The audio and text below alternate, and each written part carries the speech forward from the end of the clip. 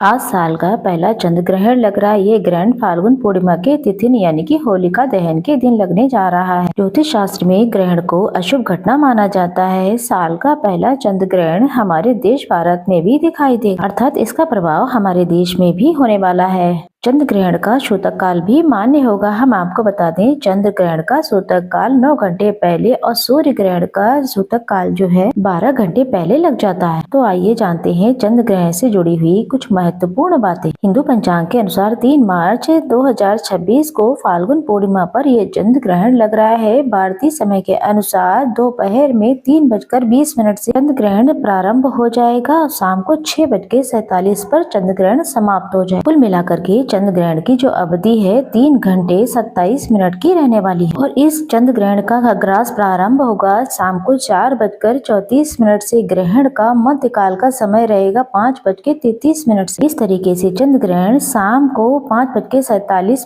पर समाप्त होगा। चंद्र ग्रहण का जो खग्रास है कुल 59 मिनट का रहने वाला है। हमारे देश भारत में ग्रहण जब समाप्त होने वाला उस समय जो है समय दिखाई देगा जब हमारे देश में चंद्रमा उदय होंगे, तब चंद्रमा को ग्रहण लग चुका होगा, लगभग समाप्त होने वाला होगा। आपको बता दें, हमारे देश भारत में इस चंद्र ग्रहण का प्रारंभ और मध्य या खग्रास देखा नहीं जा सकेगा, अर्थात जिस समय ये ग्रहण प्रारंभ होगा उस समय हमारे देश में दिन का समय होता है, चंद्रोदय नहीं हुआ होगा। दुनिया के और हिस्सों में जो है चंद्रोदय वहाँ पर हो चुका होगा, इसलिए वहाँ पर इसी समय पे ग्रहण दिखाई देगा। भारत में जिस समय चंद्रोदय होगा उसी समय चंद्र ग्रहण समाप्त हो रहा होगा। ऐसे में जो ग्रहण की कुल अवधि है लगभग 25 मिनट की रहेगी। वैसे तो इस दिन चंद्रोदय शाम को 6:30 पर होगा, लेकिन चंद्रोदय का जो समय है हमारे देश के अन्य शहरों अन्य क्षेत्रों के कुछ मिनटों के अंतर से होता है। कुछ जगह पर चंद्रोदय बताए गए समय के अनुसार पहले ही होगा, तो कुछ जगह पर बताए गए समय के अनुसार बाद में होता है। तो दिल्ली में चंद्रोदय हुआ शाम को 6:22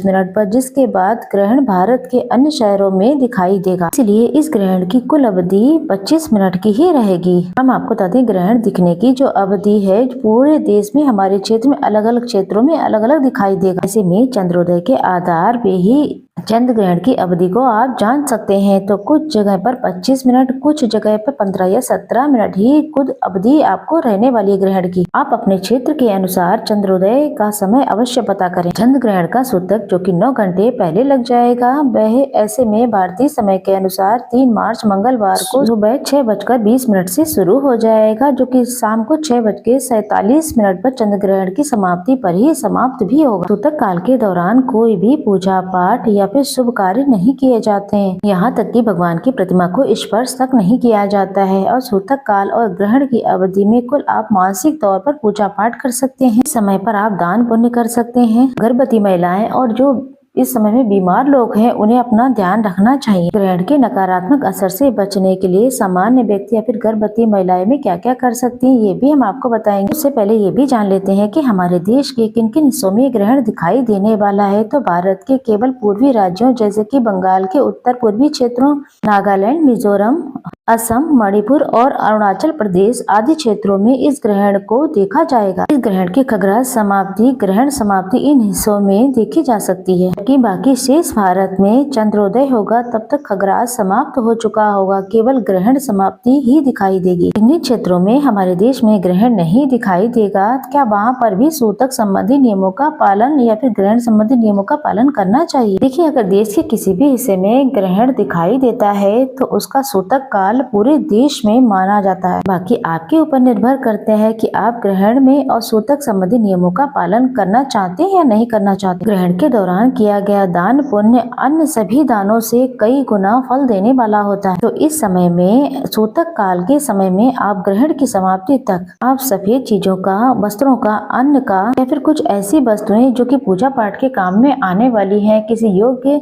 या फिर देने योग्य निर्धन व्यक्ति को दान कर सकते हैं। या फिर कच्चा अनाज, जिसे हम सीधा भी कहते हैं, भोजन बनाने की सामग्री, सात्विक चीजों का दान ग्रहण के दौरान या फिर ग्रहण की समाप्ति के बाद कर सकते हैं। ऐसा करने से ग्रहण के दुष्प्रभाव से काफी हद तक बचा जा सकता है। सूतक काल से लेकर ग्रहण की समाप्ति तक काफी लंबा समय रहेगा। ऐसे इतने लंबे समय में किसी भी गर्भवती महिला को भूखा प्यासा नहीं रहना चाहिए। इस समय ग्रहण प्रारंभ होने वाला हो उससे 1-2 घंटे पहले से लेकर ग्रहण की समाप्ति तक चाहे तो कुछ कठिन नियमों का पालन कर सकते हैं, लेकिन आप पहले अपने डॉक्टर की सलाह अवश्य ले लें। ऐसे में आप इस ग्रहण से बिल्कुल भी परेशान ना हो, तनाव ना लें, अपने आप को शांत रखते हुए किसी भी पवित्र पुस्तक का पाठ कर सकते हैं या फिर कोई भी धार्मिक कथा सुन सकते हैं या फिर कोई जो है जाप कर सकते हैं। कोई भी सामान्य व्यक्ति इस दौरान चंद्र देवता के मंत्र का फिर भागवत गीता का पाठ भी श्रवण कर सकते हैं। गर्भवती महिलाएं भी गीता का पाठ कर सकती हैं। ओम श्री कृष्णाय नमः का जाप कर सकती हैं। ग्रहण समाप्ति के बाद सभी को गंगा जल मिले हुए पानी से स्नान करके घर और मंदिर को गंगा जल छिड़क कर शुद्धि करनी चाहिए। मूर्ति प्रतिमा को स्नान कराकर उन्हें वस्त्र बदलकर साफ सुथरे वस्त्र धारण करवाकर पूजा करने की चाहिए। चंद्र देवता को अर्घ दें, इसमें कच्चा दूध चावल डाल लें। ओम सह चंद्रदेवाय नमः इस मंत्र का जाप करें। फिर आपको सात्विक चीजों का ही सेवन करना चाहिए। सूतक काल लगने से पहले या फिर ग्रहण की समाप्ति के बाद तामसिक चीजों का सेवन नहीं करना चाहिए। थी आज की वीडियो, उम्मीद है आपको अवश्य पसंद आई होगी।